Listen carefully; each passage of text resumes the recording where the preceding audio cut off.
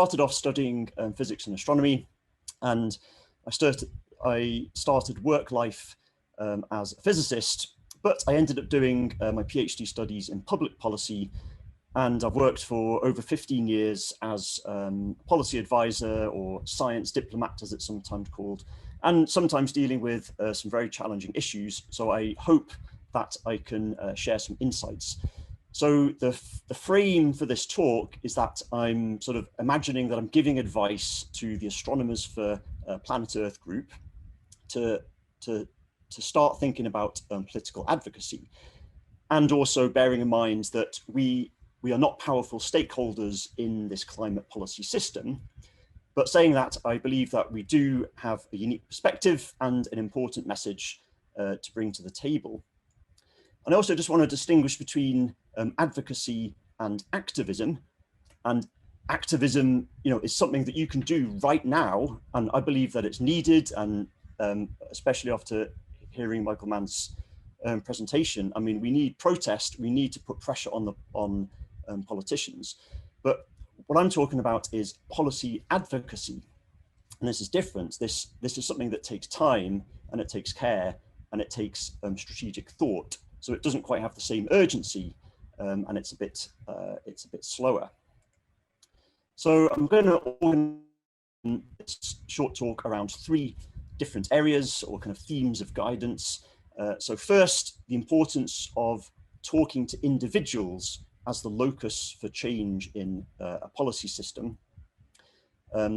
Second theme is appreciating the complexity of systems, accepting it, understanding it, and learning to live with it, and working with a template around this.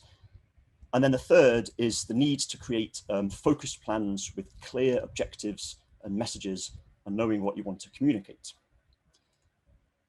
So the first topic is how does change happen? So when we were looking where to focus advocacy actions, what's more important? Is it politics? Is it political systems? Is it organizations? Is it bureaucracies?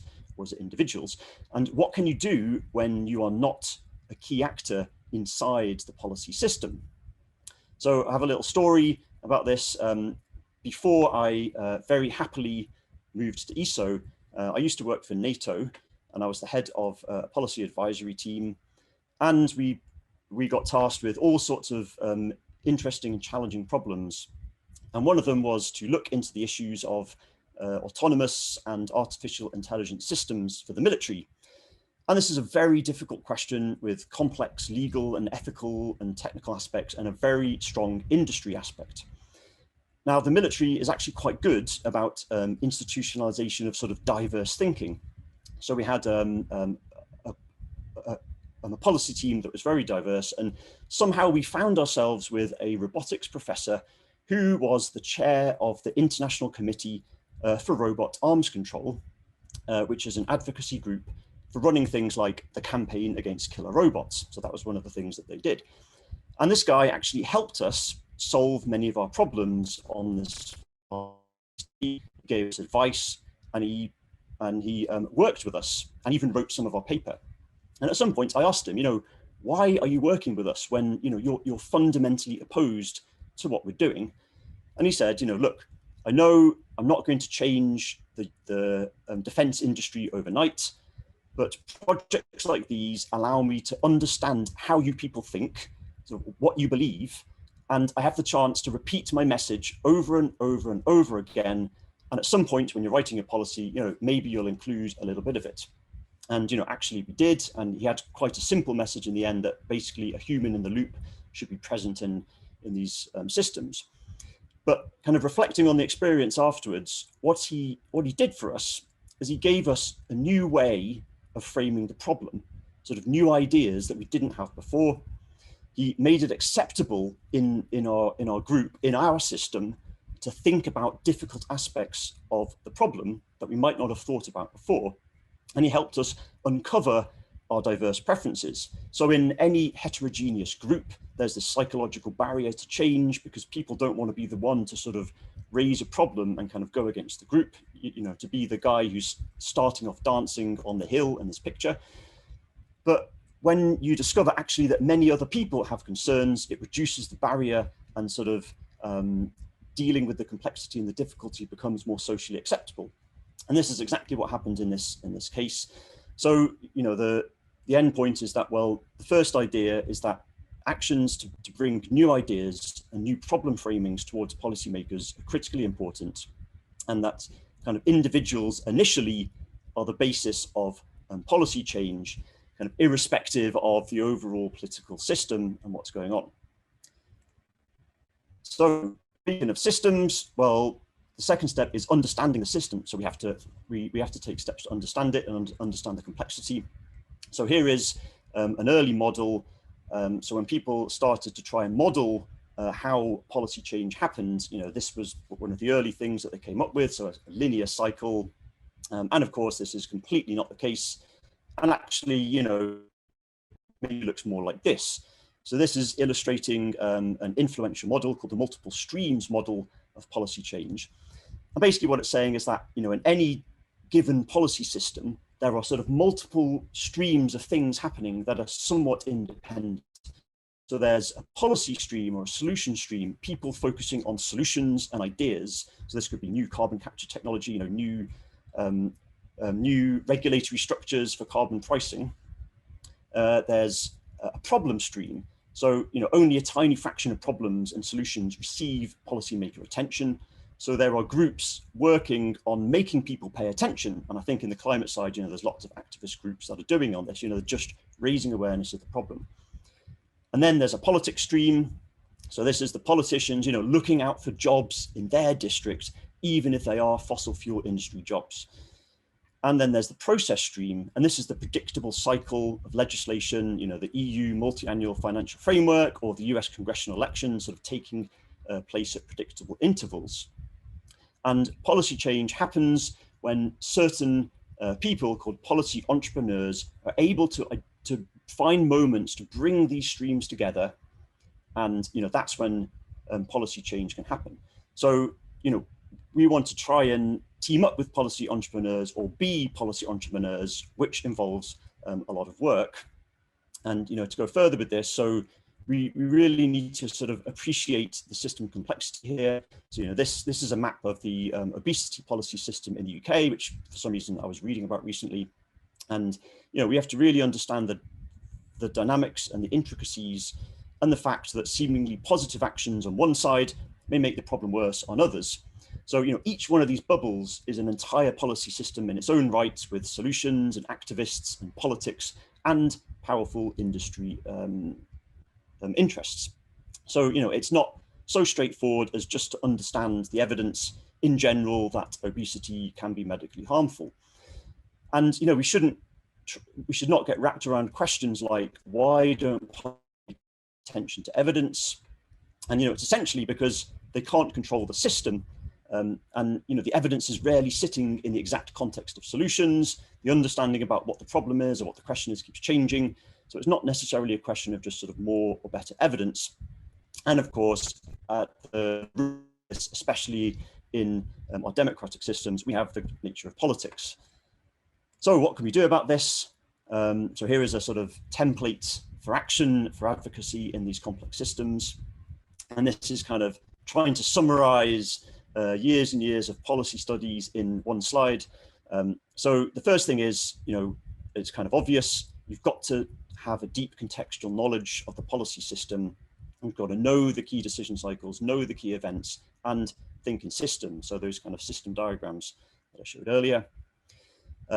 Another part of this is the belief systems. So if we genuinely want to articulate our viewpoint to others and have effective engagement with people, you have to understand the different beliefs and worldviews that they have. And we have to take time to understand those. And, you know, there's lots of examples of this. So, you know, the different views about the role of government versus markets in society. And, you know, there's people that have very, very strong beliefs about this, and we have to try and understand them. So the second bullet here is to build networks of supporters with the skills, interests, and capacities to help us achieve goals. So what this means is, you know, we need to expand our list of allies sort of within our initial domain, kind of keeping a focused coalition on sort of astronomy, space, because change comes in numbers. If we grow our group. But we also need to team up with like-minded organizations sort of in the same sector, and we can piggyback on existing groups, use their experiences. This allows us to coordinate repeating of our message across many groups, and it's also able to bring in kind of new ideas with this idea of having a network of diverse ties. So the weak network is more likely to provide original information and access to resources in ways that are not necessarily available sort of just in our own astronomy group. And then the final point here is, we have to sort of act or be policy entrepreneurs for a long period of time, sort of years, basically. And, this involves knowing the bureaucratic politics and processes, which is important for low salience actors like us. We have to know how to communicate. We have to know what we're trying to communicate, and then have this sustained engagement over long periods of time. And, this involves looking for these kind of critical event windows where change can happen. So there's a nice article that was written by Michael Mintron that kind of summarized all this, so I can put that on the Slack channel. So the third kind of set of guidance is about writing a plan. So if you don't start with a written public affairs plan, you sort of bounce around and just will be driven by the moment. So a public affairs plan provides purpose and direction. And, basically we have to think like a corporate lobbyist, because that's what they do. We have to be strategic and focused about transmitting our message. And I think that astronomers, are in a unique position, to show the full range of hellish and very far away worlds that are out there, and that there's no planet B. And we have a sort of certain credibility, and we can enlist the support of, our celebrities. So the Nobel Prize winners who have, high status, and there's a lot of evidence to show that high status individuals can affect policy change. And we have to target our message in certain key events. So I just want to kind of bring some of these ideas together in the situation that's happening right now. So for the non-astronomers here, there's this problem of satellite constellations, and basically there could be up to 100,000 satellites launched into low Earth orbit in the next decade. And any one time we might have 5,000 additional satellites overhead. And this is going to cause some problems for astronomy. And this beautiful night sky background that I have here in my Zoom background.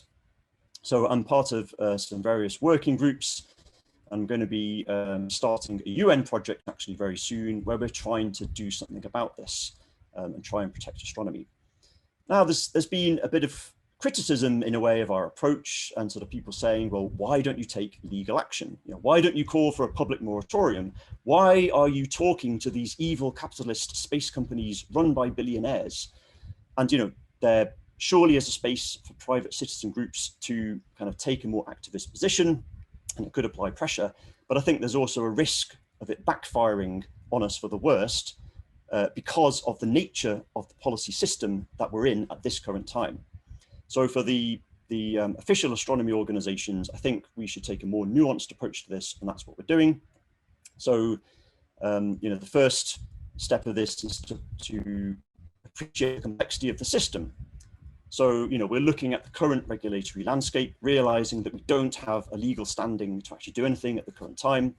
There are existing and well-established policy systems around this area, and also around the area of space debris and space traffic management. So astronomers are the new actors in a way, and the solution requires all countries to agree on something. So this is sort of similar on a much smaller scale to the climate problem. And there's very strong political and military and industry aspects in this domain, which are very important to governments. So our template for action, bearing in mind what I just said, we're taking the time to understand the landscape, learn about the satellite authorization process, learn about the laws, learn about the industry. We are talking to the individuals in this policy system, and now we are bringing them new ideas and issues. And I've been in multiple working groups with industry people, and I think that there is this sort of slow absorption going on.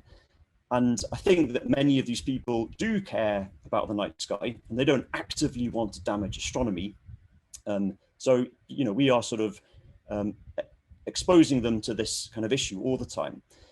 And then we're also looking at events and opportunities where we can make a difference. So one, as Hannah mentioned, is the Committee on the Peaceful Uses of Outer Space. And we worked with the IAU earlier this year, bringing the issue there. We submitted a paper, and this is an easy way to sort of start raising the issue with many governments at once. And then finally, we are working on looking at regulation. So there's an event that's taking place in a few weeks, SATCON 2, which is on the US side, and you can sign up and register for the workshop if you want. And this is a very, very difficult thing. It's really, really challenging because for these policies, it's all about the criteria and the thresholds. What's the threshold of harm? How do we define that? What is satellite constellation? Is GPS or the Galileo system one? Do we include that in, or all these fantastic Earth observation systems that we have?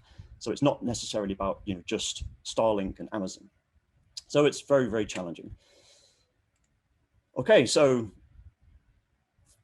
it says 4 things, but it's actually 3 things: individuals, complexity, and creating specific plans for advocacy. So thank you.